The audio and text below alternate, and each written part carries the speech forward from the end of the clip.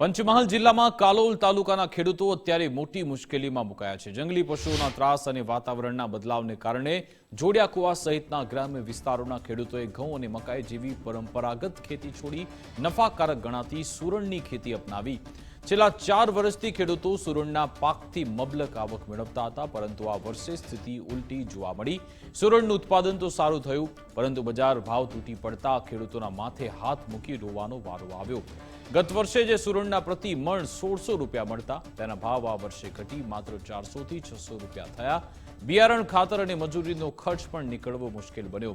મોટું દેવું કરી ખેતી કરનારા ખેડૂતો અત્યારે આર્થિક પાયમાલીના આરે છે। ખેડૂતો હવે સરકાર પાસે માંગ કરે છે કે સુરણના પાક માટે ટેકાના ભાવ જાહેર કરાય અથવા સરકાર દ્વારા સીધી ખરીદી શરૂ કરી આર્થિક સહાય પૂરી પડાય। જો સરકાર વહેલી તકે કોઈ નિર્ણય નહીં લે તો ખેડૂતોની દિવાળી બગડશે તે નક્કી છે। ગઈ ખેતી અમે જે કરતા હતા અમે આ ભૂંડ રોજ વાતાવરણના કારણે બહુ નુકસાન થતું હતું, એટલે અમે ખેતી બદલી હતી। આ મને 2-3 વર્ષથી એમ કે ભાવ સારો મળ્યો એટલે અમે આ ખેતી કરતા હતા, પણ આ સાલ બિલકુલ ડાઉન ભાવ છે। એટલે હા, અને માર્કેટ અમારે છે વડોદરા, એટલે વડોદરા અમારે જવું પડે।